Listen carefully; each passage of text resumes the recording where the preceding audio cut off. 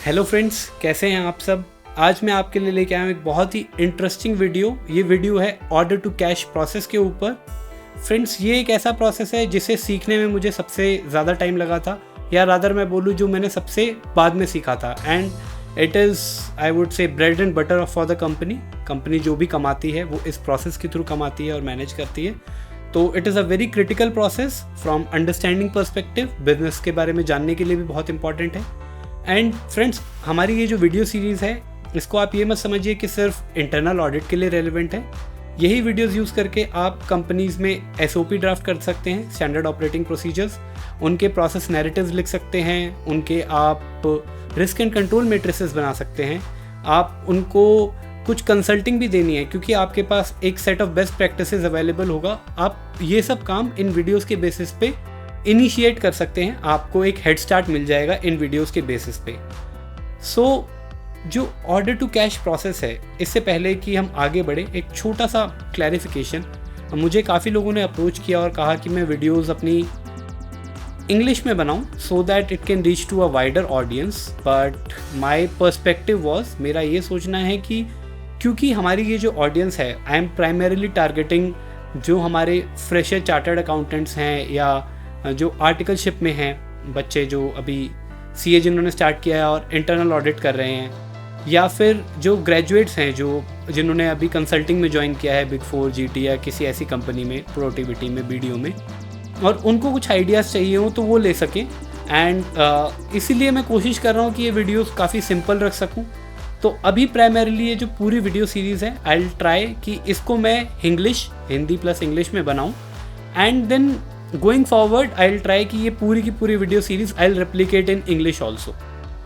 सो उसका भी एक माइंड में मेरा back of the mind plan है। बट प्राइमरीली अभी ये जो वीडियोज़ हैं ये इंग्लिश में ही होने वाले हैं। अभी पहली ये video order to cash process के ऊपर है, इसके बाद एक वीडियो आपकी प्रोडक्शन एंड मेंटेनेंस के ऊपर आएगी, एक वीडियो ह्यूमन रिसोर्सेज के ऊपर आएगी, ऑलरेडी हमारी प्रोक्योरमेंट टू पे के ऊपर एक वीडियो है, एक वीडियो की टर्म्स जो जनरली इंटरनल ऑडिट प्रोफेशन में यूज़ होती हैं उसके ऊपर एक वीडियो है, और इंटरनल ऑडिट से रिलेटेड इंटरव्यू के ऊपर एक वीडियो है।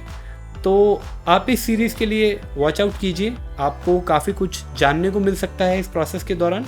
एंड मैंने ये बात अपनी प्रोक्योरमेंट की वीडियो में भी कही थी कि आपको ये वीडियोस एक इंटरमीडिएट लेवल, बिगिनर भी नहीं, एक इंटरमीडिएट लेवल तक की इन्फॉर्मेशन गाइडेंस दे देंगी, जिसके बाद आप एक्सपर्ट लेवल तो अपना काम करके ही अचीव करेंगे। तो आइए स्टार्ट करते हैं ऑर्डर टू कैश प्रोसेस। इसको कई लोग O2C भी बोलते हैं एंड रेवेन्यू भी बोलते हैं, एंड इसको AR भी बोला जाता है, अकाउंट्स रिसीवेबल। जैसे प्रोक्योरमेंट टू पे को AP भी बोलते हैं, अकाउंट्स पेबल। दो अकाउंट्स पेबल उसका एक पार्ट है, सिमिलरली AR भी इसका एक पार्ट है, बट साइकिल को इस नाम से भी बुलाया जाता है। Primarily this is order to cash, O2C cycle. So friends, ये साइकिल स्टार्ट कहाँ से होती है? तो ये साइकिल स्टार्ट होती है, जैसा नाम इंडिकेट करता है, ऑर्डर। हमारे पास कस्टमर का ऑर्डर आया या कस्टमर ने इंक्वायरी की कि हमें ये सामान लेना है, हमें ये सर्विस लेनी है, आपके पास है या नहीं है। या फिर इंक्वायरी के अलावा एक और तरीका हो सकता है, हम लोग कई बार टेंडर्स डालते हैं, कहीं पर अप्लाई करते हैं, किसी कस्टमर को अप्रोच भी करते हैं, तो ऑर्डर आने के वो तरीके भी हो सकते हैं जो मेरी सेल्स टीम ने बेसिकली ला के दिया, सेल की लीड्स आई। इसको जो प्रीसीड करता है प्रोसेस, जो मैं हमेशा कहता हूँ कि ये कंसिस्टेंट रहता है, विच इज़ बजटिंग।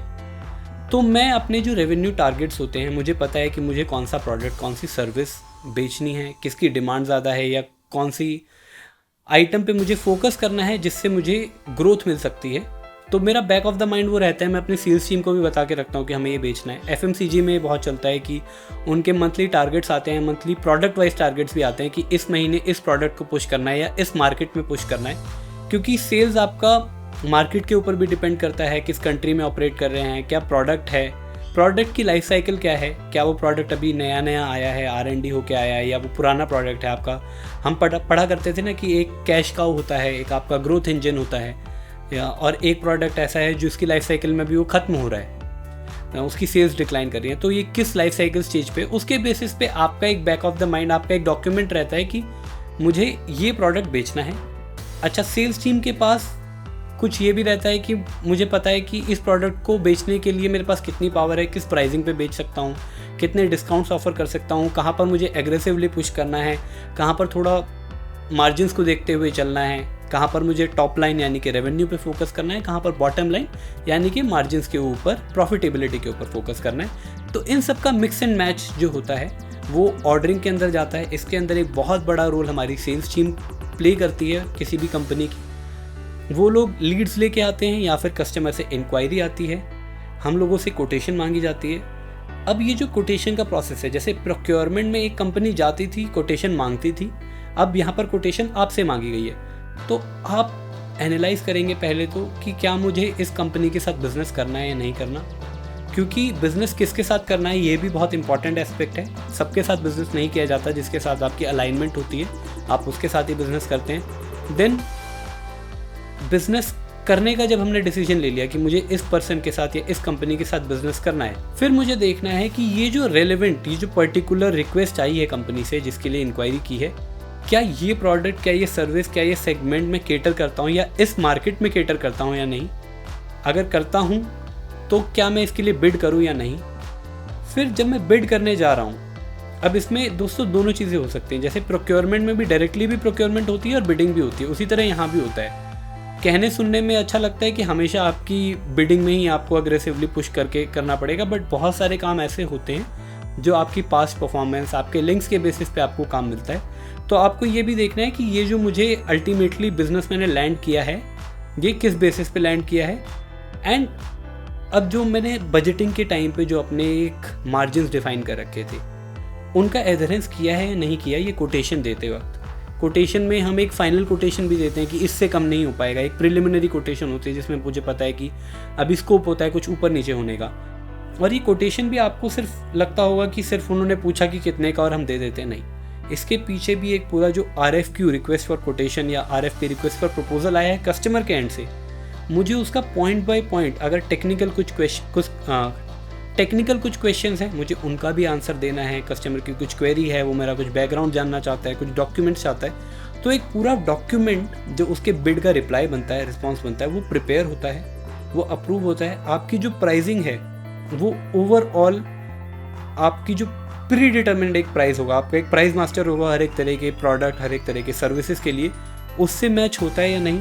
अगर उसके बियॉन्ड आपने डिस्काउंट दिए हैं तो आपकी एक अप्रूवल मैट्रिक्स होगी जो डॉक्यूमेंटेड होगी, कोई एक प्रोसेस होगा, तो उसके अकॉर्डिंग वो अप्रूव हुआ है या नहीं हुआ, ये हमें चेक करना है। क्योंकि आप देखिए पूरा गेम आपका यहीं पर है। अगर मैंने बिजनेस लेने के लिए कोटेशन बहुत कम डाल दिया और प्रॉफिट नहीं आया, तो वो बिजनेस करने का भी लॉजिक नहीं है। पर कई बार आप अगर बिजनेस सेंस से समझें तो लॉस मेकिंग काम भी आपको करना पड़ता है, ताकि आप एंट्री ले पाएँ उस कंपनी के अंदर, उस सेगमेंट के अंदर, उस मार्केट के अंदर। और फिर धीरे धीरे आप और एक्सप्लोर करते हैं अपॉर्चुनिटीज़, आप अपसेल करते हैं यानी कि आप बेटर प्रोडक्ट बेचते हैं, आप क्रॉस सेल करते हैं यानी कि आप एक सेगमेंट में उन्होंने आपसे कुछ प्रोडक्ट्स मांगे हैं, आप अटैच सर्विसेज उनको देना स्टार्ट कर देंगे, AMC है या कोई और सर्विसेज आप देना स्टार्ट कर देंगे, या कुछ और प्रोडक्ट भी उनको बेचना स्टार्ट कर देंगे। तो उनके अंदर आपको लगता है कि वहाँ पर मेरे मार्जिन अच्छे बन सकते हैं। तो एक मिक्स एंड मैच होता है, एक इन्फॉर्म्ड कॉल होता है। अगर बड़ा बिजनेस होता है तो उसके ऊपर हाई लेवल मैनेजमेंट का भी इनपुट्स लिए जाते हैं और सबको पता होता है कि हम ये बिड करने जा रहे हैं, ये कोटेशन देने जा रहे हैं और इस बेसिस पे देने जा रहे हैं। और जो रेगुलर आइटम्स हैं जो आमतौर पे कंपनी डील करती है, उनके लिए एक डॉक्यूमेंटेड प्रोसेस रहता है कि अगर आपके पास ये आइटम आए तो इतना देना है। कुछ कंपनीज में मोनोपोली होती है, उनको पता है कि ये पर्सन मुझसे ही खरीदेगा, इस मार्केट में मेरे अलावा कोई और बनाने वाला ही नहीं है, ये क्वालिटी बनाने वाला नहीं है मेरे अलावा। तो फिर वहाँ पर प्रोसेस काफ़ी सिंपल रहता है। आपके पहले से अग्रीड प्राइसेस होते हैं, आप वही कोटेशन में भेजते हैं और अदर कोटेशन भी नहीं आती, आपके पास सीधा ऑर्डर आता है कि बॉस ये सामान मुझे दे दो। एक बार आपने कोटेशन भेज दी अपने कस्टमर को, उसके साथ नेगोशिएशन हो गया, बाइंस आ गए आपके कस्टमर से, आपने इंटरनली डिस्कस करके अप्रूवल लेके आपने एक प्राइस पे अग्री कर लिया। फिर आपकी होती है कॉन्ट्रैक्टिंग, या कस्टमर आपको परचेज ऑर्डर इशू कर रहा है या कॉन्ट्रैक्ट भी दे रहा है, कॉन्ट्रैक्ट दोनों मिलकर साइन कर रहे हैं या फिर दोनों भी होता है। तो जो कॉन्ट्रैक्टिंग है ये बहुत ही पिवटल रोल प्ले करती है कई बार ये जानने में कि कल को अगर कोई डिस्प्यूट होता है तो किस किस तरह के डिस्प्यूट हो सकते हैं और उसमें किस सिचुएशन में कौन सी कंपनी बेनिफिशियल पोजीशन में हो सकती है। और आपको क्या क्या चीज़ें ध्यान में रखनी है। तो इसके लिए आमतौर पे एक टर्म्स एंड कंडीशंस जो होती हैं पहले से ड्राफ्टेड होती हैं, जो स्टैंडर्ड होती हैं, जो हर एक कॉन्ट्रैक्ट में जाती हैं। कुछ टर्म्स एंड कंडीशंस जो अप्रूव होके आई हैं कोटेशन से, बिडिंग से, वो इसके अंदर आती हैं। और कुछ फर्दर आपके इनपुट जो इंटरनली आते हैं आपके बिजनेस से, आपकी लीगल टीम से, उनको इनकॉर्पोरेट करते हैं। और आप यकीन नहीं मानेंगे, कॉन्ट्रैक्ट में जो टर्म्स एंड कंडीशंस आ रही हैं, जो आपकी फाइनेंशियल एस्पेक्ट के अलावा भी है, उसके ऊपर भी बहुत बार नेगोशिएशन होता है। अब जैसे हम अपने वेंडर के साथ जब कॉन्ट्रैक्ट करते हैं तो एक्सपेक्ट करते हैं उसके अंदर कुछ KPIs होंगे, की परफॉर्मेंस इंडिकेटर्स, कुछ SLAs होंगे, सर्विस लेवल एग्रीमेंट, कुछ पेनल्टी क्लॉजेज होंगे। उसी तरह जब आपका कस्टमर आपके साथ कॉन्ट्रैक्ट करेगा तो वो भी कुछ क्लॉजेज डालेगा, तो उनके ऊपर भी नेगोशिएशन होता है। तो ये पूरा एक साइकिल चलता है। आप पेमेंट टर्म्स के ऊपर नेगोशिएशन करते हैं कि एडवांस चाहिए या 30 डेज, 60 डेज, 90 डेज, उनके ऊपर भी नेगोशिएशन होगा। आपकी ये जो पूरी कॉन्ट्रैक्टिंग है, ये लीगल स्टैंड पॉइंट से भी वेट होनी चाहिए कि इसके अंदर कोई ऐसा क्लॉज तो नहीं है या हम कुछ ऐसा काम तो नहीं कर रहे जिसके लिए फर्दर कोई कंप्लायंस चाहिए, या किसी और कंट्री में क्रॉस बॉर्डर ट्रांजैक्शंस हो रही हैं तो कोई सिक्योरिटी कंप्लायंस, कोई लीगल कंप्लायंस मिस तो नहीं हो रहा। उस तरीके की चीज़ों का भी ध्यान रखा जाता है। एंड फाइनली एक कॉन्ट्रैक्ट हमारा ड्राफ्ट होता है जो कि साइन किया जाता है कंपनी की तरफ से भी, एक पर्सन के द्वारा या 2 पर्सन के द्वारा, और कस्टमर की तरफ से भी। अब ये जो पर्सन है जो साइन कर रहे हैं, are they authorize to sign, that is another check. वो भी एक बहुत ही वैलिड और इम्पॉर्टेंट चेक है जो आपको करना है। जो पर्सन ऑथोराइज होता है साइन करने के लिए, उसके पास पावर ऑफ अटॉर्नी होती है। जो कस्टमर बिहाफ पे भी साइन कर रहा है, आपके पास राइट है आप चेक कर सके कि is that person entitled to actually sign that contract. क्योंकि कुछ सिचुएशंस में ऐसा हुआ है कि किसी पर्सन ने कॉन्ट्रैक्ट साइन कर दिया, बाद में वो कंपनी अपनी कमिटमेंट को अधेयर नहीं करती है एंड सिंपली वो रीज़न देती है कि ये देखिए this person was not authorised to enter into contract on behalf of the company. So इस चीज़ का भी हम लोगों को ध्यान रखना है। उसके बाद हमारे पास आ जाएगा ऑर्डर। अब जब ऑर्डर आया है तो हमने वहाँ पर कुछ चीज़ें अग्री करी थी। क्या अग्री की थी कि मैं आपको इतनी पेमेंट ड्यूरेशन, मतलब पेमेंट टर्म्स मेरी ये रहेंगी, इतना क्रेडिट पीरियड दूंगा, इतनी क्रेडिट लिमिट दूंगा। अब ये दोनों अलग चीज़ें, credit period, credit limit. Credit period कितने दिन के लिए मैं आपको अलाउ कर रहा हूँ, मैंने आपको आज सामान भेजा या आज सर्विस दी, कितने दिन बाद आप पेमेंट करेंगे। और एक क्रेडिट लिमिट, कितने अमाउंट तक का सामान मैं आपको क्रेडिट पे दे सकता हूँ, उधारी दे सकता हूँ। एक क्रिटिकल टर्म और आ जाती है इसके अंदर कि मेरा एक्सेप्टेंस किस बेसिस पे होगा। अगर आपने अकाउंटिंग स्टैंडर्ड्स जब पढ़े होंगे तो उसमें देखा होगा कि एक्सेप्टेंस जो है, आप transfer of risk and reward किस पॉइंट ऑफ टाइम को मानना चाहते हैं, ये भी कॉन्ट्रैक्ट में डिफाइन करना बहुत ज़रूरी है। क्या वो एट पॉइंट ऑफ डिलीवरी होगा, इनको टर्म्स यूज़ होती हैं उसके अंदर कि वो FOC होगा या CIF होगा। वो मैं कब, अगर कस्टमर एक्सेप्टेंस भेज देगा तब मैं उसका रेवेन्यू रिकग्नाइज करूँगा। वो जो भी पॉइंट ऑफ सेल है, जो भी रेवेन्यू रिकग्निशन का मेरा ट्रिगर है, वो भी मैं कॉन्ट्रैक्ट के अंदर डॉक्यूमेंट कर देता हूँ कि बॉस इस टाइम पे मैं अपना रेवेन्यू मान लूँगा। कई जगह ऐसा भी होता है कि मेरे पास से निकल गया, अब आपकी जिम्मेदारी है, तो वहाँ पर FOB जैसे है तो वहाँ पर रेवेन्यू रिकग्नाइज हो जाता है। तो ये भी कॉन्ट्रैक्ट के अंदर डालना ज़रूरी है। अब ये जो तीनों चीज़ें मैंने बोली हैं, इनकी टेस्टिंग भी बहुत क्रिटिकल है। आपकी जो क्रेडिट लिमिट है, क्रेडिट पीरियड है, वो कस्टमर का इवैल्यूएशन करके दिया जाता है। तो कस्टमर इवैल्यूएशन के ऊपर क्या पॉलिसी है, हम क्या उसका सिबिल स्कोर चेक करते हैं, उसका GST की डिटेल्स चेक करते हैं, आजकल अवेलेबल होती हैं ऑनलाइन। किस बेसिस पे हम उसकी क्रेडिट लिमिट डिफाइन कर रहे हैं, कितना उसके साथ साल में बिजनेस कर रहे हैं उसके बेसिस पे निकाल रहे हैं, या हमने उसको जो क्रेडिट पीरियड दिया है वो एबनॉर्मल तो नहीं है, किसी इस कस्टमर के साथ फेवरेटिज्म तो नहीं हो रहा, या उसके पीछे कोई रीज़न डॉक्यूमेंटेड है क्या कि किसी कस्टमर को एक्स्ट्रा क्रेडिट पीरियड तो नहीं दे दिया गया है। ये चीज़ें हम लोगों को चेक करनी है। रेवेन्यू रिकग्निशन का जो ट्रिगर है, अभी वो जो आगे हम जब इनवॉइसिंग की बात करेंगे उसके अंदर चेक करेंगे कि रेवेन्यू रिकग्निशन सही टाइम पे हुआ है या नहीं हुआ। इन सब डॉक्यूमेंट के बेसिस पे हमारा एक इंटरनल डॉक्यूमेंट बनता है which is called sales order. तो जब मुझे सामान खरीदना होता है मैं परचेज ऑर्डर बनाता हूँ, जब बेचना होता है तो सेल्स ऑर्डर बनाता हूँ। अब आप पूछेंगे कि ये सेल्स ऑर्डर का पर्पज़ क्या है। आमतौर पर ये कस्टमर के पास जाता भी नहीं है, कस्टमर के पास से रादर मेरे पास परचेज ऑर्डर आता है। सेल्स ऑर्डर बेसिकली आपकी ERP में फैसिलिटेट करने के लिए एक इंटरनल डॉक्यूमेंट है, जिसके अंदर मुझे पता चलता है कि ओके ये सामान इतने प्राइस पे इस कस्टमर को बेचना है।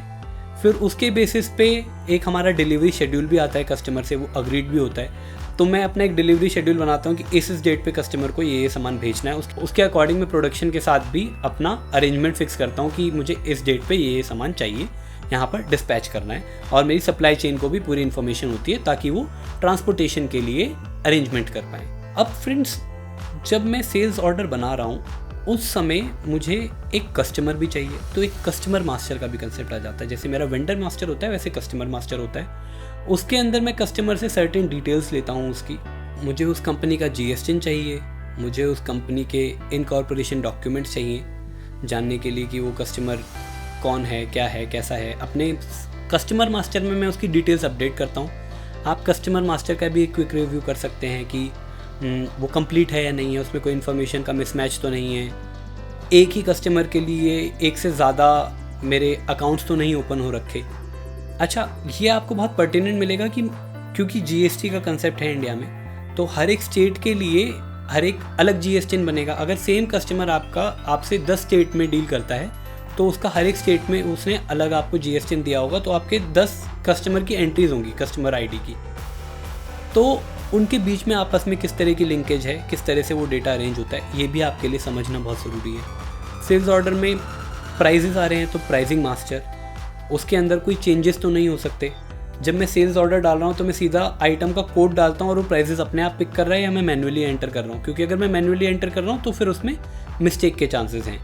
प्राइस मास्टर के अंदर मॉडिफिकेशन किस तरह से होती है, ये जितने भी मास्टर्स हैं इनका आपको एंट्री का क्रिएशन, बेसिकली उनके अंदर कोई भी नई एंट्री जाती है वो कैसे जा रही है, उसका मॉडिफिकेशन, अगर उसके अंदर कोई चेंजेस हो रहे हैं, मेकर चेकर है या नहीं है, कोई उसको पीरियोडिकली उसका चेंज लॉग वेरीफाई करता है या नहीं करता कि ये जो मॉडिफिकेशंस हुए हैं ये वैलिड थे या ठीक थे या नहीं थे। इस तरह के कंट्रोल्स भी आपको इन मास्टर्स के ऊपर चेक करने हैं। एक आपका प्रोडक्ट मास्टर होता है, वो आपका बहुत ही क्रिटिकल है। प्रोडक्ट मास्टर के अंदर कॉन्फ़िगरेशंस होती हैं प्रोडक्ट की, कि ये प्रोडक्ट है, इसके साथ ये 4 अटैच प्रोडक्ट्स होंगे। उसी प्रोडक्ट मास्टर का एक बैकएंड में फिर बॉम्ब बनता है, बिल ऑफ मटेरियल, जिसके बेसिस पे प्रोडक्शन के लिए जो भी कंपटीशन होती है उनकी कॉस्टिंग की वो सब की जाती है, और जो भी मटेरियल मंगवाना है आपको प्रोडक्शन के लिए रॉ मटेरियल वो सब आता है। बट वो हम फिर एक प्रोडक्शन एंड मेंटेनेंस की जो वीडियो करेंगे उसके अंदर कवर करेंगे। अभी मेरा प्रोडक्ट मास्टर बन गया। प्रोडक्ट मास्टर के अंदर भी अपडेशंस आते हैं।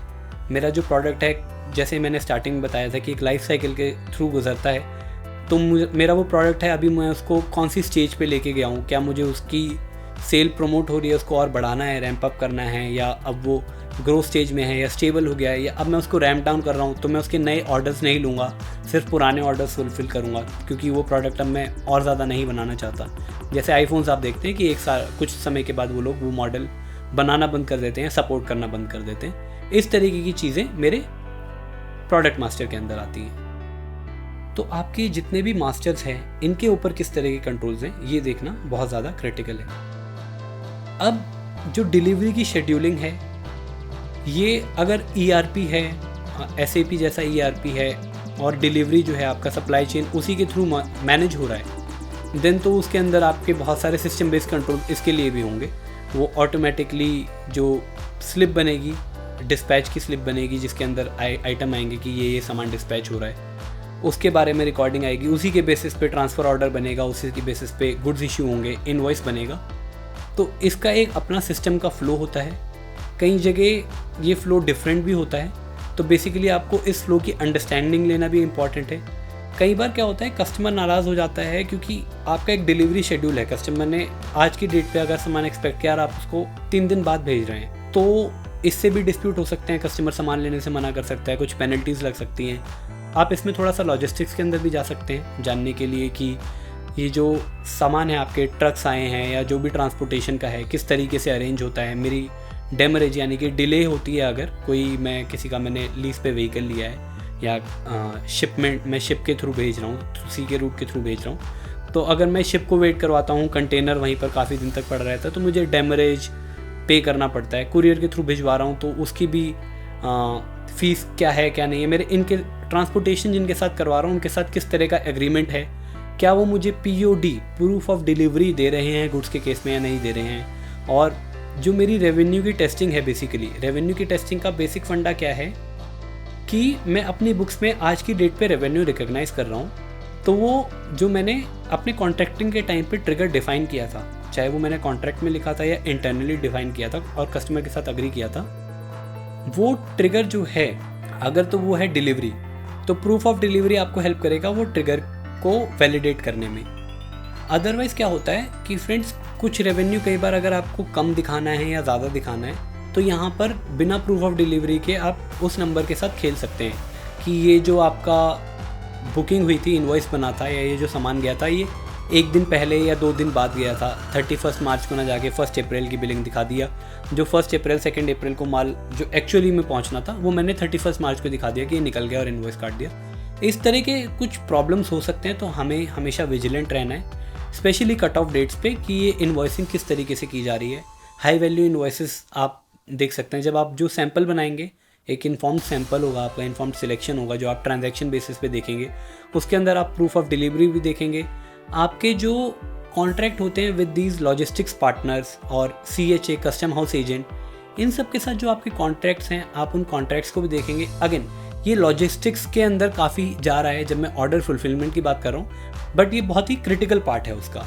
तो उन कॉन्ट्रैक्ट्स के अगेंस्ट उन वेंडर्स के जो एक्चुअल बिल आए हैं उसके अंदर कई बार मिसमैच आ जाता है। कई बार ऐसा होता है कि क्योंकि वॉल्यूम इतना ज़्यादा होता है तो एक आइटम का एक से ज़्यादा बार बिलिंग हो जाती है, या एक कैटेगरी की जगह दूसरी कैटेगरी में बिल कर देते हैं। अगर मान लीजिए आपने 16 फुट का कंटेनर यूज़ किया है, 20 फुट के कंटेनर की आपकी इनवॉइसिंग हो गई है, तो इस तरह की चीज़ों के लिए आपको सतर्क रहना है। आप टेस्टिंग आप कर सकते हैं। और जो आपकी रेवेन्यू की टेस्टिंग है जिसमें आप एंड टू एंड देख रहे हैं कि मेरा कॉन्ट्रैक्ट क्या था, कोटेशन क्या कस्टमर से मांगी थी, मैंने क्या सबमिट किया था, उसका अप्रूवल कैसे हुआ था, क्या डिलीवरी शेड्यूल था, एक्चुअल में कब डिलीवर किया, जो मैंने इनवॉइस काटा है वो किस प्रूफ ऑफ डिलीवरी के बेसिस पे काटा है, या मेरे जो गुड्स इशू हुआ है मेरा गेट से आउटवर्ड हो गया है, फैक्ट्री के गेट से, उसके बेसिस पे काटा है, जो भी मेरे टर्म्स थी उनके अकॉर्डेंस में है नहीं है, ये चीज़ें मैं चेक करूँगा।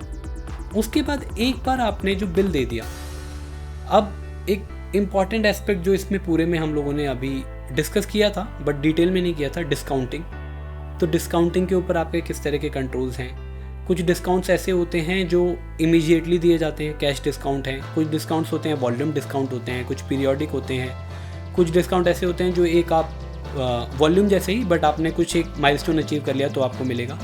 उनकी जो कंप्यूटेशन है, उनकी एक प्रोविजनिंग होगी कि मैंने ये एक्सपेक्ट कर रहा हूँ कि इतना डिस्काउंट देना पड़ेगा। डिस्काउंट की फिर आप एक एक्चुअलाइजेशन होगा जब आप अपने कस्टमर को क्रेडिट नोट इशू करेंगे, आप देखेंगे कि उसके बीच में आप कंपैरिजन कर सकते हैं, क्योंकि प्रोविजनिंग जो है वो आपके बुक्स क्लोजर के टाइम पे काम आती है, अगले दिन तो रिवर्स ही हो जानी है। तो जो मैंने प्रोविज़न किया था उसके अगेंस्ट उतना ही डिस्काउंट दिया है या नहीं दिया, कहीं बुक्स में डिस्काउंट ओवर स्टेट तो नहीं है या अंडर स्टेट तो नहीं है, अच्छा डिस्काउंट में जिस बेसिस पे कंप्यूट कर रहा हूँ वो ठीक तो नहीं है। इसके अंदर एक बहुत ही इंपॉर्टेंट फैक्टर आ जाता है सेल्स रिटर्न का। तो फ्रेंड्स, अगर मैंने 100 क्वांटिटी पे एक वॉल्यूम डिस्काउंट बना रखा है, एक वेंडर ने, एक कस्टमर ने मुझसे आज 100 क्वांटिटी लिफ्ट करी और 3 महीने बाद अगर उसने मुझे वो रिटर्न कर दी, तो क्या वो उसको वो डिस्काउंट मिलेगा? क्या पॉलिसी ऐसा कुछ कहती है या नहीं कहती है? इस तरीके की चीज़ें भी हम लोगों को देखनी है। अब इसका एक एक्सटेंशन मार्केटिंग की तरफ भी चला जाएगा, क्योंकि मेरे कुछ सेल्स के इंसेंटिव्स होते हैं जो मैंने अपनी सेल्स टीम्स को दिए होते हैं। कई बार मैं थर्ड पार्टी टीम्स भी डिप्लॉय करता हूँ, मैं एक्सटर्नल सेल्स एजेंट भी डिप्लॉय करता हूँ, तो उनके भी कुछ इंसेंटिव्स होते हैं। डिस्काउंट की तरह ही इन इंसेंटिव की कंपटीशन होती है। तो ये जो कंपटीशन हुई है, क्या ये पॉलिसी के बेसिस पे थी या नहीं थी, और जो एक्चुअल पेमेंट हुई है वो ठीक हुई है या नहीं हुई है, ये चीज़ें बहुत ही क्रिटिकल होती हैं, बीट इंसेंटिव, बीट डिस्काउंट और बीट क्रेडिट लिमिट्स एंड दो सॉर्ट ऑफ स्टफ। और आप देख रहे हैं सारा जो बिजनेस है, एक्चुअल पैसा जो जा रहा है या जो आ रहा है, सब यहीं बैठा है, क्योंकि प्रोक्योरमेंट तो एक है ही है जो आपका मेजर रॉ मटेरियल या कुछ बड़ी इनडायरेक्ट प्रोक्योरमेंट, बट उसके अलावा जो पूरा गेम है, जो कंपनी का पैसा आ रहा है और जो भी आप डिस्काउंट्स ऑफर कर रहे हैं, जो भी आपका मार्जिन के ऊपर इम्पैक्ट आ रहा है, वो सब यहीं से बन रहा है। तो ये बहुत ही क्रिटिकल एरियाज हो जाते हैं, आपको बहुत ही विजिलेंटली चेक करने हैं। अब बात आती है इन्वॉइसिंग की। तो जैसे ही हमने कहा कि जो भी मेरा बेसिस रहा होगा कॉन्ट्रैक्टिंग का, उसके हिसाब से मैं इन्वॉइसिंग कर दूंगा। अच्छा, कई बार ऐसा होता है कि जो मेरा सेल्स ऑर्डर है और इन्वॉइसिंग है, इनके अंदर टर्म्स, रेट, इनके अंदर डिफरेंस आ सकता है। कॉन्ट्रैक्ट और इन्वॉइस के अंदर डिफरेंस आ सकता है। मेरे कॉन्ट्रैक्ट जो होते हैं इनके साथ भी होते हैं, मेरे वेंडर्स के साथ, जो मेरी सेल्स एजेंट्स हैं इनके साथ भी कॉन्ट्रैक्ट होते हैं। तो कॉन्ट्रैक्ट में जो लिखा है, कॉन्ट्रैक्ट के टर्म्स एंड कंडीशंस, कॉन्ट्रैक्ट के रेट्स, वो एक्चुअल में इनवॉइस पे, चाहे वो मेरा हो, चाहे मेरे पास मेरे सेल्स एजेंट के आए हों या मेरे इंटरनल एम्प्लॉयज़ के लिए मैंने जो कंपटीशन करी, क्या वो पॉलिसी, कॉन्ट्रैक्ट और एक्चुअल में जो पे आउट हो रहा है या जो मैं बिल बना रहा हूँ वो मैच कर रहे हैं या नहीं कर रहे हैं, ये एक इंपॉर्टेंट एस्पेक्ट है जो आपको चेक करना ही करना है। और इन्वॉइसिंग मेरी ठीक हुई है नहीं हुई है, सही टाइम पे करी है या नहीं करी है। कई बार इन्वॉइसिंग के अंदर डिले हो जाता है, उसके भी कुछ फैक्टर्स हो सकते हैं। अगर मैंने कहा कि कस्टमर एक्सेप्ट करेगा तो मैं मानूंगा कि मैंने ये सामान एक्चुअल में बेच दिया, मैं अपना रेवेन्यू रिकग्नाइज करूँगा। तो जब रेवेन्यू रिकग्नाइज करना होगा तभी मैं इन्वॉइस भी बना रहा हूँ। अदरवाइज एक गुड्स आउटवर्ड नोट बन जाएगा आपका, उस तरह का डॉक्यूमेंट बन जाएगा, बट इन्वॉइस नहीं बनेगा। इन्वॉइस बेसिकली मैंने अपने रेवेन्यू के अंदर रिकग्नाइज कर लिया। अच्छा, इन्वॉइस बनने के बाद ही मेरा AR खड़ा होता है, यानी कि अकाउंट रिसीवेबल। अब मुझे इस पर्सन से इतना पैसा लेना है। एंड फिर AR की मॉनिटरिंग होती है कि मैंने इस पर्सन को इस डेट पे सामान बेचा था, इस डेट पे मुझे इस पर्सन से पैसा मिलना है। मैं कस्टमर के साथ फॉलोअप भी करता हूँ। कई बार हमारी इन्वॉइस के अंदर, कॉन्ट्रैक्ट के अंदर टर्म्स होती हैं कि अगर डिले होती है पेमेंट में तो मैं अपने कस्टमर से पेनल्टी चार्ज कर सकता हूँ, इंटरेस्ट रेट चार्ज कर सकता हूँ। तो उस तरह की चीज़ों को भी आपको देखना है कि क्या वो सब एडहेरेंस हो रहा है या नहीं हो रहा है। और अब कस्टमर जो बन गया ज़िद्दी, जो कहता है मैं नहीं दे रहा पैसा, उसकी होती है प्रोविजनिंग। एक तो प्रोविजनिंग होती है आपकी इनिशियली, जो पास डेटा के बेसिस पे होती है कि भाई 100 का सामान बेचा तो 2 का पैसा मिलेगा ही नहीं मिलेगा। तो एक तो प्रोविजनिंग उसके बेसिस पे आप करेंगे। एक प्रोविजनिंग आप करते हैं जो आपका एक्चुअली में बैड डेट हुआ, तो एक प्रोविजन फॉर डाउटफुल डेट होता है और एक आपका एक्चुअल बैड डेट। तो जो डाउटफुल डेट है उसका तो आपके पास ऑलरेडी एक डॉक्यूमेंट होता है जिसके अंदर बताते हैं कि इस परसेंटेज के बेसिस पे आपको प्रोविजन करना है। और एक आपका जो एक्चुअल बैड डेट है उसकी एक अप्रूवल की मैट्रिक्स होगी, उसके हिसाब से वो अप्रूव हुआ है या नहीं हुआ इंटरनली, वो आपको देखना है। फिर आप एक ये एनालिसिस कर सकते हैं कि जो मेरा जो प्रोविज़न मैं बनाता हूँ, अगर मैं कहता हूँ कि मेरा हर साल 2.5% बैड डेट होता है और एक्चुअल बैड डेट जो है, इन दोनों को कंपेयर कर सकते हैं कि जो मैंने प्रोविज़न बनाया हुआ है क्या वो सफिशिएंट भी होता है या नहीं, या उसके अंदर भी कुछ मिसमैच है, मैं अपनी बुक्स अंडरस्टेट या ओवरस्टेट तो नहीं कर रहा हूँ। तो आप वो एनालाइज करके भी बता सकते हैं। अच्छा, ये चीज़ें मैनेजमेंट को भी बहुत काम आती हैं। अगर आपने ये एनालिसिस किया है उसके बेसिस पे अगर वो कुछ चेंज करते हैं तो वो भी एक ट्रू एंड फेयर पिक्चर की तरफ भी जाते हैं। एंड मान लीजिए अगर वो ओवर प्रोविजन कर रहे थे तो प्रॉफिटेबिलिटी पे भी असर आ रहा है, तो यहाँ पर आपका जो ऑडिट है वो बहुत ज़्यादा वैल्यू कंट्रीब्यूट कर सकता है। AR के अंदर हम ये भी देख सकते हैं कि अगर एक कस्टमर है जो पैसा देता ही नहीं है, उसको मैं उसके जब प्रोविज़न बन गया, उसका डिलेड पेमेंट्स हैं, वो पेमेंट नहीं दे रहा है, ओवर ड्यू है उसका, मैं फिर भी उसको माल बेच रहा हूँ, फिर भी उसको मैं सप्लाई किए जा रहा हूँ, उसको फिर भी मैं डिस्काउंट दे रहा हूँ, उसको मैं इंसेंटिव दे रहा हूँ, उसको मैं क्रेडिट नोट्स इशू कर रहा हूँ, या किसी भी तरह की पेमेंट है मैं अपनी तरफ से उसको पेमेंट दे रहा हूँ बट उसकी तरफ से पेमेंट नहीं आ रही, तो इन तरह की चीज़ों को भी आप हाईलाइट कर सकते हैं। एक क्रेडिट लिमिट जो होती है उसके ऊपर आपका जो डिलीवरी है, डिस्पैच है, उस टाइम पे भी एक कंट्रोल होता है कि अगर मान लीजिए कस्टमर की क्रेडिट लिमिट 100 रुपये की थी, तो कस्टमर अगर 100 रुपये की थी, 100 रुपये का सामान जा रखा है, 20 रुपये आपको भेज देगा तो उसकी क्रेडिट लिमिट 20 रुपये की और खुल गई, अब 20 का और सामान उसको भेज सकते हैं। बट अगर वो 100 रुपये है, कई बार वो लिमिट बढ़ाई भी जाती है, कुछ टेम्पररी भी बढ़ाई जाती है, कई बार परमानेंट भी बढ़ाई जाती है। तो उसके अंदर जो मॉडिफिकेशंस हुए हैं क्रेडिट लिमिट के अंदर और क्रेडिट लिमिट से ऊपर जो सामान कस्टमर को भेजा गया है, इसके ऊपर आप चेक्स देख सकते हैं कि किस तरह के हैं। कई बार ऐसा भी होता है कि क्रेडिट लिमिट बहुत एब्सर्ड डाल दी जाती है क्योंकि सिस्टम का एक कंट्रोल होता है उसको बाईपास करने के लिए कि भाई मेरी सेल उस कस्टमर को होती ही मान लीजिए 1 करोड़ की और मैंने क्रेडिट लिमिट उसकी 50 करोड़ की डाल दी, तो वो सेंस नहीं बनाता। तो आपको जो कस्टमर मास्टर देखेंगे अगर उसके अंदर क्रेडिट लिमिट की डिटेल्स आ रही हैं तो वो भी देखनी है। जो पेमेंट टर्म्स हैं, जो क्रेडिट की टर्म्स हैं, उसके बारे में भी देखना है कि कितने दिनों का मैंने इसको क्रेडिट पीरियड दिया, कहीं बहुत ज़्यादा एबनॉर्मली ज़्यादा तो नहीं दे दिया है जितना मैं आमतौर पे देता ही नहीं हूँ, तो उसके पीछे क्या रीज़न है और कॉन्ट्रैक्ट में क्या लिखा था और एक्चुअल में क्या दिया है। AR के ऊपर जो एनालिसिस है उसका आपका बैड डेट बनेगा। इसके अंदर AR की एक डिस्काउंटिंग भी होती है, सेल ऑफ रिसीवेबल्स, ये अलग प्रोसेस है। इसके अंदर कुछ अप्रूवल्स होंगे क्योंकि सेल ऑफ रिसीवेबल्स में कुछ कॉस्ट होती है, तो कॉस्ट की कंसिडरेशन की है या नहीं की है, क्या जो मैं रेट ऑफ इंटरेस्ट पे डिस्काउंट करवा रहा हूँ बैंक से, क्या वो मुझे ठीक लगता है। इसके कुछ एडेड बेनिफिट्स भी होते हैं। कई बार आपका फॉरेक्स जो कवर है, क्योंकि मान लीजिए अगर आपने डॉलर्स में पेमेंट आनी है और आपने डॉलर में ही उसको रिसीवेबल बेच दिए हैं बैंक को, तो आपका एक हेजिंग भी हो गई है करेंसी लॉस से। तो उस तरह की चीज़ें भी आप देख सकते हैं कि वो जो ओवरऑल अरेंजमेंट है डिस्काउंटिंग वो ठीक हुआ या नहीं हुआ।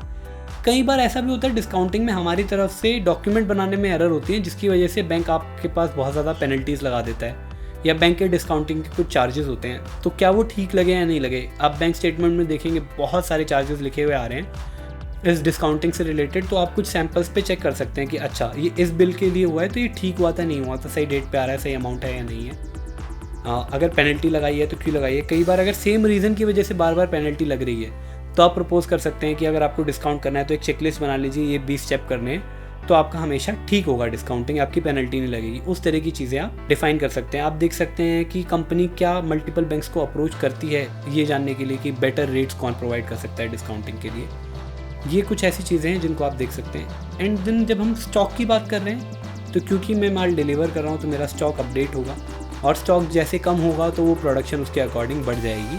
अब आपको स्टॉक के ऊपर एक ये भी फोकस करना है, क्योंकि अभी हम ऑर्डर टू कैश की बात कर रहे हैं। इन्वेंट्री मैनेजमेंट आप देखिए, एक तो मेरा प्रोक्योरमेंट में भी आ रहा था, अब मैं ऑर्डर टू कैश में भी इन्वेंट्री की बात कर रहा हूँ कि जो मेरा स्टॉक पड़ा हुआ है वो बहुत ज़्यादा एज्ड फिनिश गुड्स का स्टॉक, रॉ मटेरियल नहीं, फिनिश गुड का स्टॉक पड़ा हुआ है एज, या कुछ रॉ मटेरियल, कुछ स्पेसिफिक गुड्स ही बन सकते हैं उससे, वो रॉ मटेरियल पड़ा हुआ है। तो आप कंपनी से जानने की कोशिश करिए कि ये जो हाई एज मटेरियल है, हाई एज गुड्स हैं, इनका आपके पास क्या प्रोसेस है डिस्पोजल के लिए, इनको डिस्कार्ड करना होगा या इनको आप डिस्काउंट में बेच सकते हैं, इसके लिए आप क्या करते हैं। और फ्रेंड्स ये जितने भी मैंने स्टेप्स बताए हैं, ये ऐसा नहीं कि आपको ही जाके चेक करने हैं। अगर वहाँ पर आपको ये नहीं समझ में आ रहा है कैसे करना है, आप मैनेजमेंट से क्वेश्चन कर सकते हैं कि आपका गवर्नेंस प्रोसेस क्या है, आपकी पॉलिसी डॉक्यूमेंट क्या है, आप एक्चुअल में क्या करते हैं इन सब चीज़ों के लिए।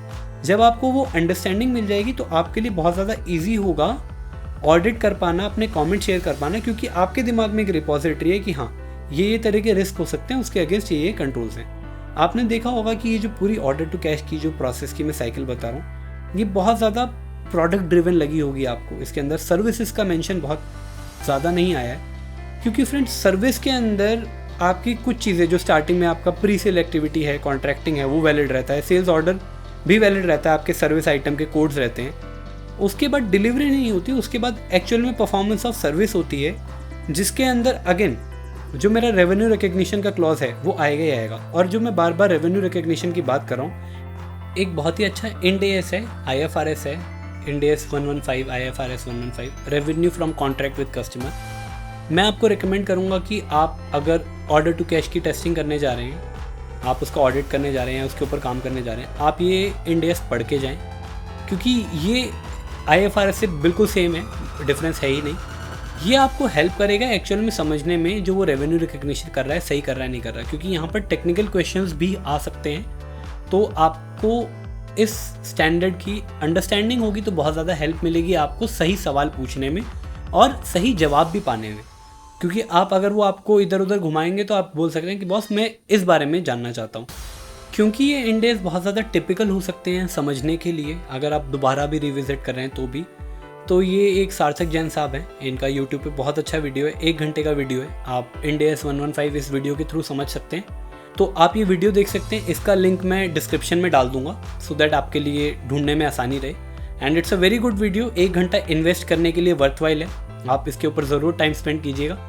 ये आपको एक एज देगा कि हाँ ये पर्सन ऑडिट करने आया है तो कुछ टेक्निकल बैकग्राउंड भी लेके आया है, आप वैल्यू भी ज़्यादा ऐड कर पाएंगे। Coming back to our topic, अभी हम लोग जब बात कर रहे हैं ऑर्डर टू कैश प्रोसेस की इन जनरल, इसके अंदर जो सबसे पहला स्टेप था हमारा कॉन्ट्रैक्टिंग का या सेल्स ऑर्डर का, इसके अंदर फ्रेंड्स एक ऑर्डर बैकलॉग या ऑर्डर इनटेक नाम की भी चीज़ होती है। इसके बारे में मैं क्यों डिस्कशन कर रहा हूँ, नॉर्मली ये आपको विजिबिलिटी देती है कि मेरा आने वाले 1 साल 3 साल 5 साल में जितने भी मेरे पास ऑर्डर्स एडवांस में आए हुए हैं, कब कब कितना कितना रेवेन्यू मैं एक्सपेक्ट कर रहा हूँ, या इतना रेवेन्यू इतना काम मेरे पास ऑलरेडी आ रखा है। अच्छा, लिस्टेड एंटिटीज़ के लिए बहुत ज़्यादा क्रिटिकल हो जाता है, इसलिए क्योंकि आपके जो भी ऑर्डर्स हैं, ऑर्डर का बैकलॉग है, ये आप रिपोर्ट करते हैं, आप मैनेजमेंट डिस्क्लोजर एंड एनालिसिस में भी बताते हैं कि हमारी ऑर्डर बुक इतनी है, अगले 3 साल अगले 1 साल इतना काम है मेरे पास ऑलरेडी, और उसके हिसाब से आपका जो रीडर है फाइनेंशियल स्टेटमेंट का वो भी अंडरस्टैंडिंग पाता है। तो आप ये भी देख सकते हैं कि जो अगर आप नंबर रिपोर्ट कर रहे हैं ऑर्डर बैकलॉग में, या आप बता रहे हैं कि नए ऑर्डर इस साल इतने आए, उसके ऊपर क्या क्या कंट्रोल्स हैं। जब हम ऑर्डर्स की बात करें तो आप अगेन एजिंग जो है ये एक ऐसा कंसेप्ट है जो बार बार हर जगह आएगा। तो जो आपके ओपन ऑर्डर्स हैं उनकी क्या एजिंग है आप वो भी देख सकते हैं। कहीं ऐसा तो नहीं है कि कोई एक ऑर्डर था जो 3 साल पहले आया था, अभी भी मैंने अपनी बुक्स के अंदर रखा हुआ है कि ऑर्डर आएगा, बट वो ऑर्डर तो आ ही नहीं रहा है। तो वो क्यों रखा हुआ, इसके पीछे रैशनल क्या है, क्या उसको मुझे शॉर्ट क्लोज कर देना चाहिए। जैसे मेरे ओपन परचेज ऑर्डर्स होते हैं वैसे ही ओपन सेल्स ऑर्डर्स भी होते हैं, तो इनके ऊपर भी मॉनिटरिंग। कई बार ऐसा भी होता है कि कस्टमर ने मुझे गारंटी दी थी कि इतना मैं आपसे सामान उठाऊंगा ही उठाऊंगा। अगर आप ऑटोमोबाइल इंडस्ट्री को देखें तो जब वो एक कॉस्टिंग बना रहे थे, आमतौर पे वो एक ही कस्टमर के लिए पूरा प्लान डाल के बैठे होते हैं। तो अगर उस कस्टमर ने कोई प्रोडक्ट मांगा है कि मुझे ये प्रोडक्ट चाहिए, तो आप पूरी मशीन बनाएंगे, पूरा बिजनेस केस बनाएंगे कि इसके अंदर इतनी कॉस्ट आएगी, इसके बेस पे इतनी प्राइसिंग है, ये मार्जिन है। आमतौर पे मार्जिन भी आपका कस्टमर ही आपके लिए डिसाइड करके देता है। आपको वो स्ट्रिंजेंट, वो जो एकदम स्ट्रिक्ट मैट्रिक्स है, क्योंकि ये जापानीज़ प्रोसेस से ड्रिवन होता है, काइजन, टोटल क्वालिटी मैनेजमेंट, उसमें पार्ट्स पर मिलियन के अंदर डिफेक्ट निकलते हैं, बहुत कम डिफेक्ट होते हैं। वो सब तरह की चीज़ें जब आपके अंदर आपके पास हैं, तो ये एनालिसिस करना बहुत इंपॉर्टेंट है कि जो मैंने एक स्टार्टिंग में प्रपोजल बनाया था कि बॉस मैं इतनी क्वांटिटी इसकी बेचूंगा, इस साल में इतनी बेचूंगा, ये मेरा प्रेडिक्शन है, उसके अगेंस्ट एक्चुअल परफॉर्मेंस क्या है, क्या पीरियोडिकली उसका एनालिसिस होता है। कहीं ऐसा तो नहीं, अगर मुझे पहले ही पता है कि इस प्रोडक्ट की अब आगे डिमांड नहीं आने वाली है, मैं क्यों उसकी प्रोडक्शन फैसिलिटी और आगे रैंप अप करूं, या फिर मैं डिसीजंस लेने वाला हूं तो उसको इवेल्युएट कर रहा हूं या नहीं कर रहा, कस्टमर को भी इवेल्युएट कर रहा हूं या नहीं कर रहा कि उसके साथ काम करने का फ़ायदा है या नहीं। वो कमिटमेंट तो आपसे मांग लेता है कि मैं आपसे 1 लाख यूनिट लूँगा, but ultimately he and up buying 35,000 40,000। तो मेरा अब वो उस कस्टमर के लिए बनाया था, तो कोई ख़रीदने वाला नहीं है, तो मेरे लिए वो पूरा जो मैंने R&D के ऊपर खर्चा किया, मैंने मशीन बनाने में खर्चा किया, अपने पर्सनल को ट्रेन किया, वो सब आपका प्रॉफिटेबिलिटी घुस गई आपकी। तो आपको ये बहुत सारी चीज़ें हैं जिनके ऊपर ध्यान देना है। जब आपको एक हॉलिस्टिक अंडरस्टैंडिंग होगी, प्रोडक्शन की भी होगी, ऑर्डर टू कैश की भी, प्रोक्योरमेंट की भी, तो आपको सवाल भी अच्छे पूछने को मन करेगा, आपको आइडियाज़ भी अच्छे अच्छे मिलेंगे, क्योंकि ये सब चीज़ें अल्टीमेटली है तो बिजनेस ना, तो सब एक दूसरे से जुड़ा हुआ है। इसीलिए मैंने आज सोचा कि हैवी लिफ्टिंग करते हैं, ऑर्डर टू कैश आज उठाते हैं, अभी प्रोक्योरमेंट करके उठे हैं, आपके 2 बड़े प्रोसेस हो गए, उसके बाद प्रोडक्शन कर लेंगे, तो मैन्युफैक्चरिंग के हिसाब से आप 80% तैयार हैं फॉर ऑडिट, क्योंकि बाकी सब सेकेंडरी है। आपने प्रोक्योरमेंट, ऑर्डर टू कैश और प्रोडक्शन कर लिया है, तो मैन्युफैक्चरिंग के लिए तो आप बिल्कुल तैयार हैं। तो मेरा पहले वही फोकस है, पहले इन 3 चीज़ों के ऊपर मैं वीडियो बनाने जा रहा था। अब क्योंकि मैं अलग अलग मटेरियल रेफ़र करता हूँ, ये जानने के लिए कोई ऐसा टॉपिक तो था नहीं जो छूट गया। अभी हम लोग यहाँ सेल में देख रहे हैं sell product, customer code, sales agreement, sales contract, credit evaluation, credit limit, deliver product और सर्विसेज, इनवॉइस टू कस्टमर, ये सब हमने कवर कर लिया। फॉलो अप ऑन पेमेंट्स बहुत क्रिटिकल है। आपका जो बैलेंस कन्फर्मेशन होता है वो भी क्रिटिकल है।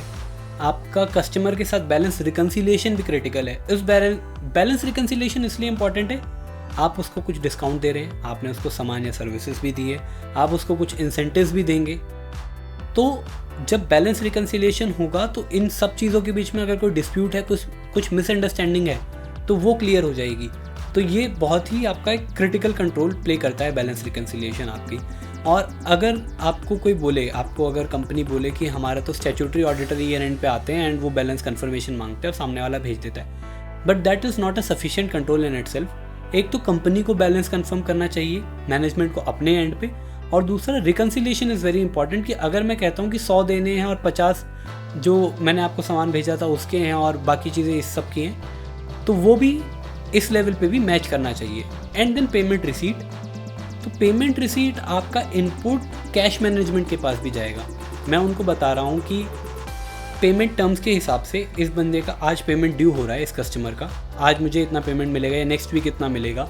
मैंने अपनी प्रेडिक्शन फोरकास्ट दिया है कैश ट्रेजरी को, और ट्रेजरी उसी फोरकास्ट के बेसिस पे आगे पैसा देता है अलग अलग डिपार्टमेंट को। प्रोडक्शन भी उसी हिसाब से प्लान होता है। तो आपको जो पेमेंट मिलेगा वो आप अपडेट करेंगे, देन वो बुक्स में जाएगा। कलेक्शन के अगेंस्ट जो आपके इनवॉइसेज हैं इंडिविजुअल, उनके अगेंस्ट नॉक ऑफ होगा।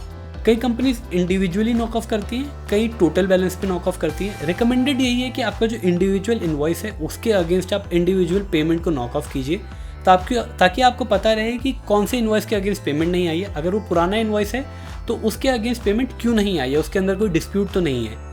और टोटल बैलेंस में करते हैं तो फिर वो रिकन्सिलिएशन का प्रोसेस थोड़ा कम्बरसम हो जाता है। कई बार हमारे कुछ गुड्स सैंपल पे गए होते हैं, कस्टमर के पास होते हैं, सेल्स एजेंट के पास होते हैं, तो उसके ऊपर किस तरह का कंट्रोल है। एम्प्लॉय को सैंपल गुड्स दिए होते हैं, उसके ऊपर क्या कंट्रोल है, किस पीरियोडिसिटी पे मैं उसको चेक कर रहा हूँ, फिजिकल वेरिफिकेशन कर रहा हूँ, ये देख रहा हूँ कि जितने वो बता रहे हैं उनके पास उतना है भी माल या नहीं है। इस तरह के भी कंट्रोल्स आपको चेक करने हैं। कैश एप्लीकेशन इज़ बेसिकली अभी वो प्रोडक्शन में डालना है या जो भी उस कैश का एक्चुअली यूजेज करना है, कुछ पेमेंट्स करनी है तो उसके हिसाब से उसको प्लानिंग करते हैं, but that is part of treasury function, उसको हम सेपरेटली टेकअप करेंगे। एक मुझे डॉक्यूमेंट मिला था ऑनलाइन, एक बार क्विकली उसको भी गो थ्रू कर लेते हैं, ये देखने के लिए कि कुछ ऐसी चीज़ तो नहीं है जो हमने छोड़ दी हो या हमसे रह गई हो। यहाँ पर ये बात कर रहा है आपकी इसका लिंक इस डॉक्यूमेंट का भी मैं डिस्क्रिप्शन में डाल दूँगा, आप वहाँ से डाउनलोड कर सकते हैं। ये जो पूरा ऑर्डर रिसीट का प्रोसेस है, क्रिटिकल है, की है, इसके अंदर मास्टर डेटा मैनेजमेंट, आपके customer, product, price master database किस तरह से मैनेज होता है, उसमें डिलेज तो नहीं है, ये सब हम ऑलरेडी डिस्कस कर चुके हैं। इनकम्प्लीट या इनएक्यूरेट ऑर्डर एंट्री, ऑर्डर सही से पंच हुआ है या नहीं हुआ, उसकी करेक्शन हो रही है कितनी बार, तो आप इसके लॉग्स देख सकते हैं। डुप्लीकेट सेल्स ऑर्डर, एक सेल्स ऑर्डर एक से ज़्यादा बार तो नहीं आ गया। As sales order, system based क्या कंट्रोल्स हैं, क्या सेल्स ऑर्डर में आप मैनुअली सब कुछ लिखते हैं या वो ऑटो पिक करता है, प्रोडक्ट कोड डाला तो प्रोडक्ट आ गया, उसका प्राइस भी अपने आप प्राइसिंग मास्टर से उठ के आ गया। डिस्काउंट का भी आपने कुछ अप्रूवल के वर्कफ्लो के बेसिस पे जो आपका ऑर्डर की एंट्री है उसी में अपने आप वो सेल्स ऑर्डर के अंदर डिस्काउंट आ गया, या डिस्काउंट की परसेंटेज डलने के बाद वो कोई डॉक्यूमेंट उसको अप्रूव कर रहा है या नहीं कर रहा, या डिस्काउंट होने के बाद ही वो प्राइस वहाँ पर दिखता है। ये सब चेक्स जो हैं सिस्टम बेस्ड है या नहीं है, मेकर चेकर है या नहीं है, सेग्रीगेशन ऑफ ड्यूटी, ये सब चीज़ें आप देख सकते हैं। फिर क्रेडिट लिमिट के बारे में बात की गई है, राइट ऑफ्स के बारे में बात की गई है, कोई कस्टमर पैसा नहीं देता उसको फिर से क्रेडिट पे सामान देना, आप क्रेडिट लिमिट का किस तरह से इवैल्यूएशन कर रहे हैं, डिस्काउंट किस तरीके से दिए हुए हैं, एड हॉक तो नहीं है, उसके पीछे कोई रैशनल है या नहीं है।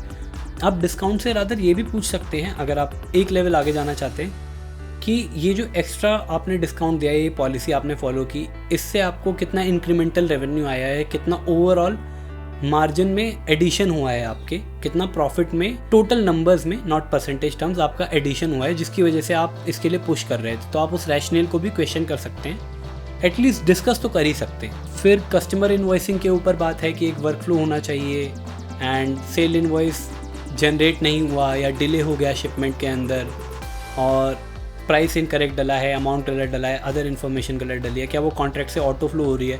कई बार कॉन्ट्रैक्ट भी मेरे ई कॉन्ट्रैक्ट होते हैं, सिस्टम में होते हैं, वो हार्ड कॉपी पे साइन हो जाता है, तो उस तरह का कॉन्ट्रैक्टिंग सिस्टम है या वो मैं अपने स्टैम्प पेपर पे ही कॉन्ट्रैक्ट बनाता हूँ और फिर मैनुअली टर्म्स पंच करता हूँ, या एसईपी में जो कॉन्ट्रैक्ट की टर्म्स है उसी से मेरा इन्वॉइस में फ्लो हो रहा है, या कोई और मैकेनिज्म है, बंदे को मैनुअली वो सब डिटेल्स डालनी पड़ती है। इसके ऊपर अगर आप कंट्रोल्स चेक करेंगे तो आपको पता चलेगा उसमें मिस्टेक्स हो सकते हैं या नहीं हो सकती। पास्ट ड्यू अकाउंट के ऊपर कोई फॉलोअप हुआ है नहीं हुआ, कभी कभी आप ऐसा भी देखेंगे कि कोई फॉलोअप नहीं हुआ, हमने सीधा राइट ऑफ कर दिया, तो आप क्वेश्चन कर सकते हैं कि बॉस ये आपने एजिंग बनाई, इंटरनली सर्कुलेट करी, पुश किया नहीं किया आपने कि इसके ऊपर फॉलोअप किया जाए, हमारी तरफ से क्या क्या स्टेप्स हुए, क्या हमने अगर कोई कस्टमर हमें पता है देगा ही नहीं तो उसके साथ कुछ सेटलमेंट करने की कोशिश करी, क्या ऐसे कस्टमर को मैं आगे दोबारा सामान बेच रहा हूँ या नहीं बेच रहा हूँ। जो कस्टमर आपका पैसा नहीं दे रहा है उसके लिए आपने जीएसटी के अंदर भी कुछ आप एक्शंस ले सकते हैं, तो वो आपने लिए हैं या नहीं लिए हैं, वो चीज़ें देखना। जो रिसीट हुई है वो सेल के अगेंस्ट नहीं पोस्ट हुई, कहीं और पोस्ट कर दी तो अनअप्लाइड कैश पड़ा हुआ है, किसी को पता नहीं है कहाँ से आया, तो बैंक रिकन्सिलिएशन से कई बार ये प्रॉब्लम एड्रेस हो जाती है, बट ये भी हमें देखना है कि ठीक हुआ या नहीं हुआ। रिटर्न्स, फ्रेंड्स रिटर्न्स एक बहुत ही क्रिटिकल टॉपिक बन जाता है कई कंपनीज़ के लिए। तो जो रिटर्न है वो आने के बाद उसका रूट कॉज एनालिसिस करते हैं क्या हम, कि ये रिटर्न जो आया है, एक तो उसका ट्रेंड एनालिसिस, एनालिटिकल रिव्यूज कि कितनी परसेंटेज आ रही है, कौन से प्रोडक्ट में आ रहा है, कौन से कस्टमर से आ रहा है, कौन सी मार्केट से ज़्यादा रिटर्न आ रहा है, कौन सा ट्रांसपोर्टर लेके जाता है तो ज़्यादा रिटर्न वापसी आता है, सेल्स रिटर्न, और उसकी अकाउंटिंग किस तरीके से करता हूँ मैं, ये सब चीज़ें देखना। अगर क्या रिटर्न के बदले मुझे दोबारा गुड्स भेजने होते हैं, रिफ़ंड देना होता है, या मैं क्रेडिट नोट इशू कर देता हूँ, इन सब तरह की चीज़ें आपको देखनी है, क्या पॉलिसी मेरे रिटर्न अलाउ करती है या नहीं करती। और जो मैं रूट कॉज एनालिसिस की बात करूँ उसके अंदर फिर मेरे को ये भी देखना है कि जो रूट कॉज निकल के आया उसके ऊपर काम क्या किया, और उस काम करने के बाद क्या उस रीज़न की वजह से और रिटर्न आ रहे हैं या नहीं आ रहे। तो ये एक बहुत क्रिटिकल एरिया हो जाता है। और इसी का ऑर्डर टू कैश का एक थोड़ा सा एक्सटेंशन हो जाता है वारंटीज़। आपने जो कस्टमर को वारंटी दी हुई है, कितने टाइम की दी हुई है, वारंटी का इम्पैक्ट आपकी अकाउंटिंग में भी आता है, जो आप इंडिया से 115 देखेंगे तो उसके अंदर पाएंगे, क्योंकि जो आप प्रोडक्ट बेच रहे हैं वारंटी के साथ बेचते हैं, कई बार फ्री वारंटी होती है, या एएमसी के साथ, मेंटेनेंस कॉन्ट्रैक्ट के साथ 1 साल की एएमसी देंगे, ऐसे क्लॉजेस के साथ बेचते हैं। तो वो खाली आप प्रोडक्ट नहीं बेच रहे, तो आपको स्प्लिट करना पड़ेगा कि इतना रेवेन्यू वारंटी का है, इतना रेवेन्यू प्रोडक्ट का है। और फिर वारंटी आप जिस प्राइस में बेच रहे हो उसके अगेंस्ट एक्चुअल आपकी जो कॉस्ट है, एक वारंटी का आपका प्रोविज़न बनेगा और एक आपकी एक्चुअल कॉस्ट बनेगी। तो उन दोनों का कंपैरिजन कि जो मैं प्रोविज़न बना रहा हूँ वो ठीक बना रहा हूँ नहीं बना रहा, एक्चुअल कॉस्ट कैसी आ रही है। और वारंटी के अंदर तो फ्रेंड्स बहुत बड़े बड़े ब्लंडर देखे हैं मैंने। कई बार जो स्पेयर पार्ट जा रहा है, जितना भी वारंटी में इशू हो रहा है, उसकी कोई ट्रैकिंग नहीं होती कि किस बेसिस पे जा रहा है, कितना जा रहा है, किसको इशू हुआ है। इसके अंदर बहुत सारे घपले होते हैं। कई बार आपने देखा होगा आपके घर पे अगर कोई टीवी रिपेयर करने वाले आए, डिश वाले आए, वो कहते हैं कि डायरेक्टली मुझे कॉल कर लेना, मैं आपको सस्ते में करके दे दूंगा। तो बेसिकली उन लोगों ने ये स्पेयर पार्ट्स कहीं ना कहीं से इसी तरीके से अरेंजमेंट किया होता है, जुगाड़ किया होता है। तो आपको देखना है कि किस तरह के कंट्रोल्स हैं ताकि मैं ये सब चीज़ें अवॉइड कर सकूँ। एक ही कस्टमर बार बार लेके आ रहा है या एक ही मेरे एरिया के अंदर बार बार वारंटी आ रही है, कई बार मैं आउटसोर्स कर देता हूँ ये वारंटी का काम।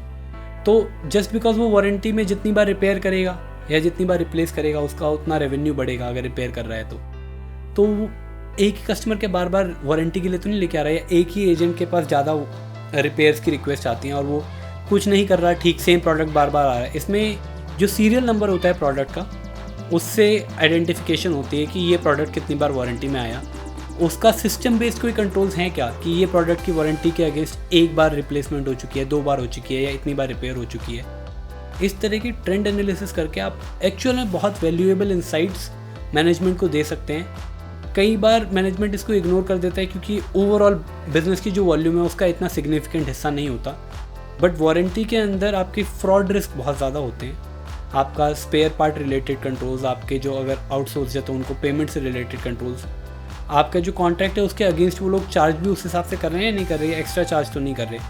अच्छा, जो गुड्स मेरे वापसी आ रहे हैं वारंटी के अंदर, एक तो रिटर्न हो गई स्ट्रेट अवे कि ये चाहिए ही नहीं, आपने बेचा और उसने वापस कर दिया। वारंटी में जो रिटर्न आ रहे हैं उसका एनालिसिस कि वारंटी का रीज़न क्या होता था फेलियर का, उसके ऊपर आपने क्या काम किया है कि ये टॉप 5 रीजन थे, अब इनको इम्प्रूव करके ये नेक्स्ट 5 रीजन्स रह गए हैं, या वारंटी के अंदर जो क्लेम्स आ रहे हैं उसके अंदर ये डिक्लाइनिंग ट्रेंड दिख रहा है। तो इस तरह के एक्शन मैनेजमेंट ले रहा है या नहीं ले रहा, ये भी आपके लिए देखना बहुत ही इंटरेस्टिंग हो सकता है, इंपॉर्टेंट हो सकता है।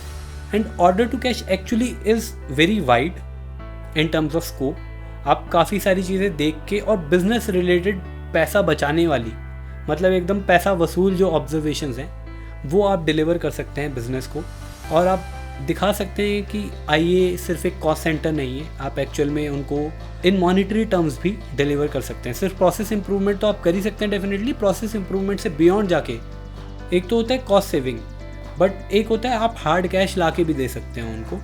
कई बार हमारी ओवर पेमेंट होती है, पेमेंट नहीं आ रही होती है, या बहुत तरह के फ्रॉड्स इनके अंदर आप पा सकते हैं। डिस्काउंट के अंदर आप देख लीजिए, कई इंडस्ट्री होती है, हॉस्पिटैलिटी है, होटल इंडस्ट्री है, उसके अंदर अगर डिस्काउंट की पावर एक सर्टेन पर्सन को है तो वो पॉलिसी के हिसाब से दे रहा है, that is fine. But again आपको कोई रोकने वाला नहीं है, आप जाके उसमें भी ट्रेंड एनालिसिस कर सकते हो कि ये पर्सन इस कस्टमर को या इस ड्यूरेशन में या यही मैनेजर ज़्यादा डिस्काउंट देता है। तो अगर एक पर्सन ज़्यादा डिस्काउंट दे रहा है या किसी एक पर्टिकुलर कंपनी को ज़्यादा डिस्काउंट दे रहा है, और तो आप उसके रीजंस, क्वेश्चंस पूछ सकते हैं। तो आप जितना ज़्यादा अलर्ट होकर, जितना ज़्यादा सोच के विजिलेंटली ऑडिट करेंगे, आपके पास बहुत अच्छे अच्छे क्वेश्चंस आएंगे, और जितने अच्छे क्वेश्चंस आएंगे ऑर्डर टू कैश के ऑडिट में, उतना अच्छा आपका ऑडिट बन के निकलेगा। तो ऑर्डर टू कैश प्रोसेस के ऊपर मेरे पास जो था एक मेजर चंक 80% इन्फॉर्मेशन का, जो आप डाइजेस्ट भी कर पाएंगे विद टाइम। अगर आपने नोट्स बनाए, नहीं बनाए तो दोबारा वीडियो रिविजिट कर सकते हैं। आपको एक अच्छी अंडरस्टैंडिंग इस वीडियो के बाद मिल जाएगी, एंड आप जाके ऑडिट कर सकते हैं, अच्छे अच्छे सवाल पूछ सकते हैं। एंड अगर आपको ये वीडियो अच्छी लग रही है, मैंने आपके कमेंट्स देखे, बहुत ही अप्रिशिएटिव कमेंट्स थे, मुझे अच्छा लगा एंड आई वाज मोटिवेटेड कि मैं और काम करूं। अभी मैं कोशिश करूंगा कि ये जो वीडियोज़ हैं इनके ऊपर इंग्लिश में कैप्शंस ही डाल दूं, सबटाइटल्स डाल दूं, जब तक अगर इंग्लिश में वीडियो नहीं बनती है। तो आपसे रिक्वेस्ट करता हूं कि अगर आपको वीडियो अच्छी लग रही है तो इसी तरह आप अप्रिशिएट करते रहिए, शेयर कीजिए अपने दोस्तों के साथ। सिर्फ इंटरनल ऑडिट तक इसको रिस्ट्रिक्टेड मत रखिए, क्योंकि आप देख रहे हैं कि प्रोसेस की जो अंडरस्टैंडिंग है, इसके बाद आप इंटरनल फाइनेंशियल कंट्रोल या ICFR के लिए आप रिस्क एंड कंट्रोल मैट्रिक्स बना सकते हैं, स्टैंडर्ड ऑपरेटिंग प्रोसीजर्स बना सकते हैं, क्योंकि आपके पास एक बिग पिक्चर तो है। अब आपके पास क्वेश्चनेयर भी है कि मुझे ये सवाल पूछने हैं, आमतौर पर प्रोसेस में ये चीज़ें ही होती हैं। तो आप वो सवाल पूछेंगे तो आपका फिल इन द ब्लैंक्स करके एक मेजर पोर्शन जो है 70% 80% फिल इन द ब्लैंक से ही आपका प्रोसेस का बन जाएगा। फिर जो वो बिजनेस स्पेसिफिक टेक्निकलिटीज़ होंगी या कोई पोजीशन से रिलेटेड कि ये पर्सन ये काम करता है, ये डेजिग्नेशन ये काम करती है, सिर्फ वही अपडेट करना रह जाएगा, बट आपका जो बेस मटेरियल है वो आपको रेडी हैंड अवेलेबल होगा। तो आई होप आपको ये वीडियोस पसंद आ रहे हैं और आप इसी तरह हमारे वीडियोस को सपोर्ट करते रहेंगे, लाइक करते रहेंगे, एंड मिलते हैं नेक्स्ट वीडियो में जो कि होगा प्रोडक्शन एंड मेंटेनेंस के ऊपर। तब तक आप नई चीज़ें सीखते रहिए, एक्सप्लोर करते रहिए और खुश रहिए। Thank you.